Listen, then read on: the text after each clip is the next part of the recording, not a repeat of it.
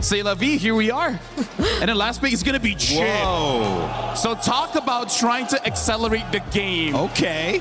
This is kind of like almost no range. Eudora has range, but it's mid-range. I'm liking Spirit's draft. This is the kind of draft that says like, you know what, Grand Finals, we're going all in. Yeah. I love it, guys. This is a big one. Marcel giving up. You see the Claude early pick, the Suyo, the Gourd for Kaise. Something that just feels familiar for YG. And if it ain't broke, don't fix it. And of course, Team Spirit say, we'll give you those. We got what we want. We're bombastic over here. Kid Bamba trying to lead them into a Game 1 win. But Undying might have something to say about that in the EXP lane. It's your grand finals here at MSC, a best of 7. And it's time to send it over to our casters, Mirko and Gideon, to get us started.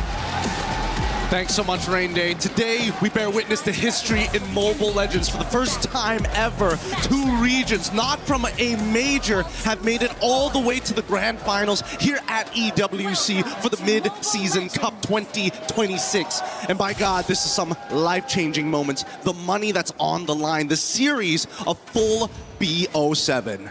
It's a Cinderella story for both sides. YG finding a way to make it back to that top 2 after seems to be forever. Sunset Lover and Team Spirit, though, with Sao, the journey started all the way at M1. So, hey, we have that first blood rate comparison. We know that Spirit love to get it going quicker, but Yangon, they're actually still the ones that actually are the more active teams when it comes to just brawling. TS want to keep it hot and heavy as naturally as they do because of the way that they play the game. Not to mention, they're running the double fighters. So far, Hiko's had an outstanding win rate here as his secondary fighter Gold. But I think this game really just boils down to how does Yangon Galacticos wombo combo with each other. We've seen many times where Gourd, even within the early stages of the game, if the combo ain't clean, you're not going to be able to find anything. And that's going to be an early flicker coming out from Sawo's side. No punish here for Yangon, but that's a big resource down. Absolutely, man. We gotta also take into account the fact that Marcel has been left open, picked up by YG. And we saw in the 3rd place match earlier how big this Marcel could play into the game. Was able to stop a lot of these slow-ranged opponents. Back in that match, Onyx versus Falcons, it really stopped the Hirara as well. So YG are utilizing that, really just using Blink as a way to actually zone people away, trying to take that XP crab. It's going to be Han who actually secures it. Ying, caught in the CC lockdown, has to purify out. Yep, you can see a lot of respect coming out from both of these teams. We're really coming back at it. We're seeing the TS now taking a lot of the space here, forcing Yangon back just before the turtle. They want to make sure they get that first position really, really quick. And Kais understands that, hey, I need level 4. Without it, this ain't going to work. So they're going to back off, make sure that there's no damage on their side economically, and make sure that they clean these lanes back up. Because the next thing they have to worry about is Sawo hitting level 4. YG have studied Team Spirit's game. Spirit just yesterday against Onyx in that crazy upset victory. They were able to take control of the game so early on through pickoffs, through finding tempo on the map, and YG, they don't want to fall for the same trap. They know, all right, we have a Suyo, we have also the Gourd and the Claw. They can play it late. Ying, no Purifying Bomba. Puts out an attempt there with a Death to this Welcome, can't find it, but again, it's just YG trying to survive in lane, especially here up top. Oh, wait, shortcut. Hold on. Okay. They summoned it really, really early on. Luckily, at the very least, while this is happening, look on that top side. Blink is already in position and trying to alleviate some pressure onto Sanji, who's being denied his level 4. I mean, these are the small incremental leads that they're looking for, right? And that's what TS wants to do with the double fighter comp. Build these small leads and then eventually cause it to get that big cash out at the very end, usually coming down to the 3rd turtle, closer to the very first Lord, and really taking the reins from that point onwards. Sunset also had a fantastic performance just yesterday on the Eudora, on all the mages actually. Flickering out of some crucial sets away from Onyx. YG, this is one of the first times we actually don't see a big setting to on Blink, right? Mainly because of the Marcel. So it's also going to be a big question mark because the only other time we've seen Blink on this Marcel was all the way in the group stage. It's been a while. It's true. If we're looking at it, you know, in boxing terms, I think the best way to describe it, it's Southpaw versus Orthodox, right? And Yangon, they understand where they need to play defensively, make sure that they don't set up potential dives to their gold laners. But in the meantime, because of their defense, now the dive. Purifier with the Blaze into Wet actually gets away with the BMI as well. Now it's the Golden Hour plays down. I'm going to go for the Blade Surge and the Soul 7, but it's misplaced because of the Golden Hour Blink. Taken low, is taken out. Straight up by Sunset Lover. Sour's able to get the targetable dive frame. flames, and he gets away in time. As look at Sawo. No punish there. What could have been a really great combo, a good one-for-one trade, ended up falling into the hands of a profitable win for Sawo. TS. They're doing it again! Shortcut of the crash course. Kaiser has to flicker out, and it's Team Spirit again with the early, relentless pursuit on YG's jungle. And that's the beautiful part about this composition, right? They're using that shortcut not as a means to just engage, but also control tempo. And now Ying is in a lot of trouble. He still has his Purify, but that's no consecration. Consecration made it early, even through the Purify. Sour picks up a kill, now goes straight into the neutral objective. That's going to be free for Team Spirit. Look, in the meantime, look, he's already trying to proxy this wave, and Sanji, he's well aware of this, right? Again, defensive against aggression, and Yangon understand that they have to play very, very defensively for the first couple of minutes of this game. Arguably now, with the 2-kill lead and the 2.3k deficit, that probably bought them an extra 4 more minutes on TS's side. So we're expecting probably around the 10th to 11th minute when Yangon get into position, unless we do see a huge turnover fight. That turret conversion down below. Bomba, man. Just like yesterday, Gideon, he's conditioning YG to see these misses, to see these whiffs, and then all of a sudden he's going to pull off a crazy dead center flicker. That's the beautiful part of it, right? Get the early conditioning down, because technically there's nothing to fight for on the map as they're trying to get Sanji out of this lane, but they can't seem to do so, especially with Hiko. He's playing this really, really well. He's pressuring life totals, he's maintaining control. Bait! Doesn't connect. Yeah. Good reaction on Sanji. Could have had his Purify out taken. Spirit definitely want to play around that now, and Sanji's going to recall. That means Hiko will again be able to find a tempo up top, as now they look for a cut on mid. Kaiser has the flicker back up in 3. Spirit will play it slow, and look at Bomba, look at Bomba. They're playing so well, and now they want to collapse down on this mid-tier 1. If they don't get it, they might be able to contest for this purple buff, but I don't think they have it. As we look towards bottom side, even Zaur making sure that Sanji feels the pressure. Oh! Shortcut's going to be dropped down. Bomba. Okay. Goes for the chomp. Purify out. Golden Hour catches 3.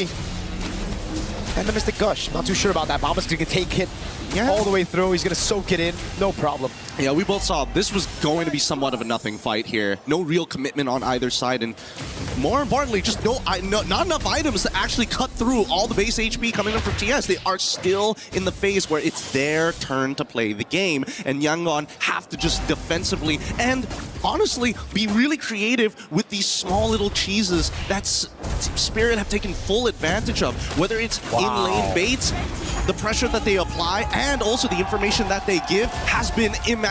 Free turtle take. Free everything. The first 2 kills were free. There was nothing to retaliate against it. The structures as well. And a mid lane blink bursted down. Oh, God.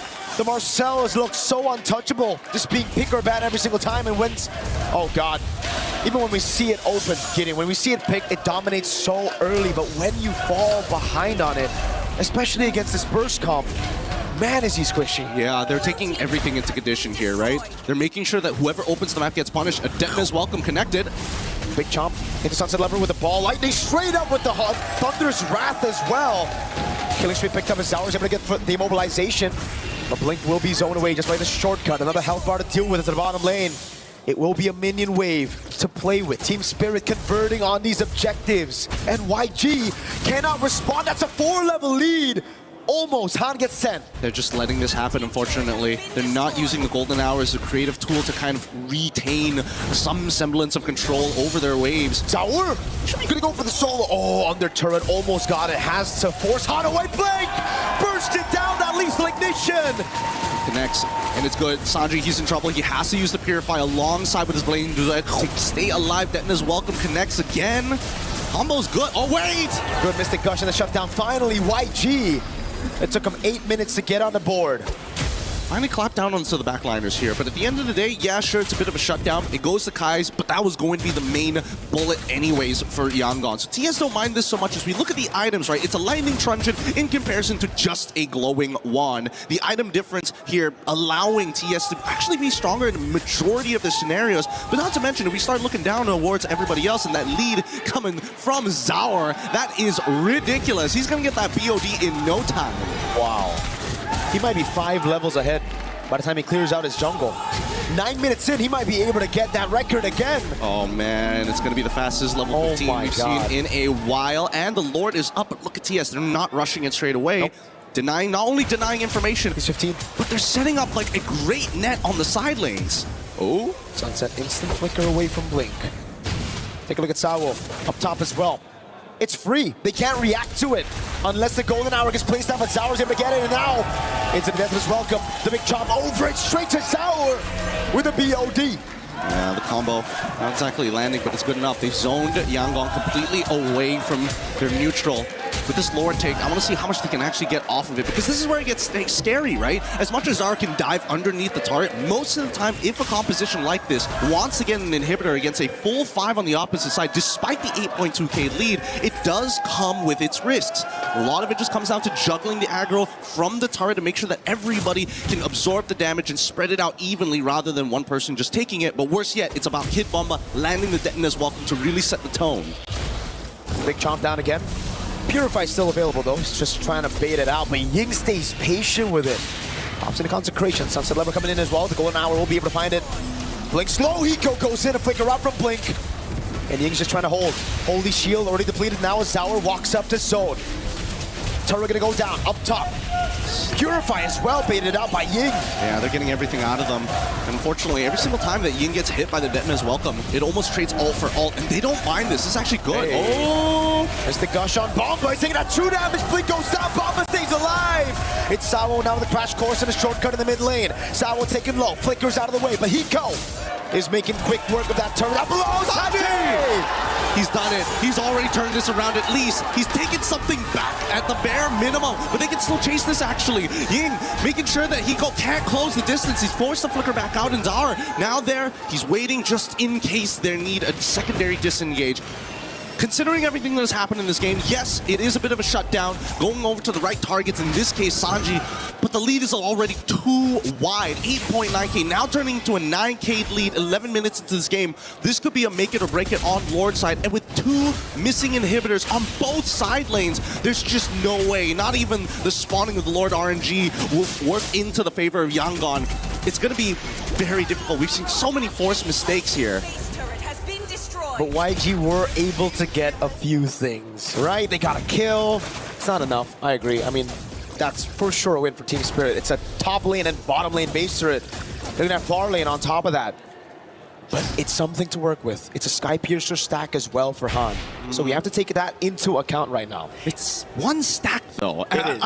Unless we see And the he's next 3 levels down. He is 3 levels down. Like, we know for a fact that this Lord is pretty much impossible to take, so they have to play for the fight. And if they are going to play for the fight, I'm looking at Blink and Kai's here to make a combo play. Whoa, they use the Mystic Gush. It's chomp down, doesn't land on anybody. Kaise gets away from the missiles just in time as the bottom lane comes pushing in. Sanji sent down below to deal with it as the Lord spawns up in 7 seconds. It's gonna be, the pullback to Purify out already.